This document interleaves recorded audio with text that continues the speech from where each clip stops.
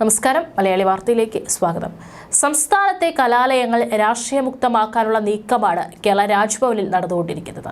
ഇന്ത്യയിലെ വിവിധ സംസ്ഥാനങ്ങളിലെ കലാലയങ്ങളിൽ നിലനിൽക്കുന്ന രാഷ്ട്രീയ അന്തരീക്ഷം വളരെ വിശദമായി മനസ്സിലാക്കുകയാണ് governor Arif Muhammad Khan. Pookode veterinary college ഹോസ്റ്റലിൽ നടന്ന ക്രൂരമായ കൊലപാതകത്തിന്റെ പശ്ചാത്തലത്തിലാണ് ഗവർണർ പുതിയ നീക്കവുമായി രംഗത്തെത്തിയത്. ക്യാമ്പസുകളിൽ നടക്കുന്ന ഇടത് ഭീകരതയുടെ അവസാനത്തെ ഉദാഹരണമാണ് പൂക്കോട് വെറ്റിനറി സർവകലാശാലയിൽ നടന്നതെന്ന് ഉന്നത വിദ്യാഭ്യാസ അധ്യാപക സംഘം അറിയിച്ചു.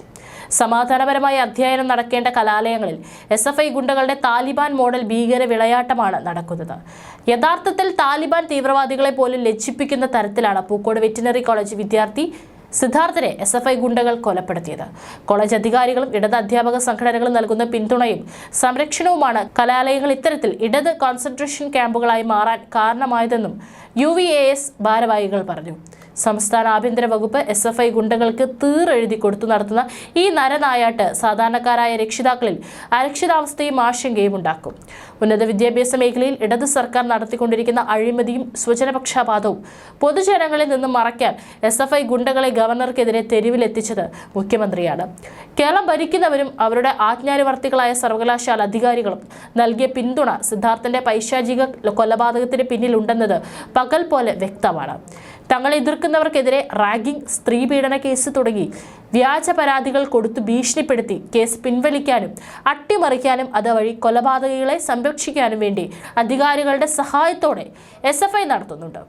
ഭരണകൂടത്തിന്റെ ഒത്താശയോടെ നടക്കുന്ന അട്ടിമറി ശ്രമങ്ങൾക്ക് തടയിടാനുള്ള സംയോജിതമായ ഇടപെടലാണ് വൈസ് ചാൻസലറെ സസ്പെൻഡ് ചെയ്യുക വഴി ഗവർണർ കൈക്കൊണ്ടത്.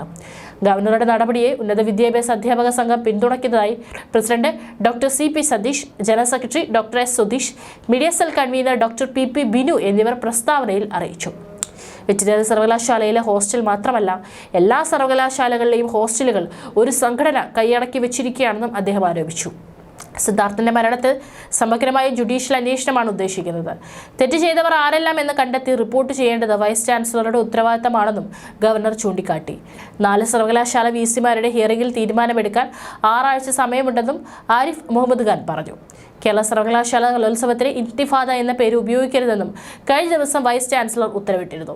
പോസ്റ്ററുകളിലോ ബാനറുകളിലോ ഈ പേര് ഉപയോഗിക്കാൻ പാടില്ലെന്നും ഉത്തരവിൽ നിർദ്ദേശമുണ്ട്.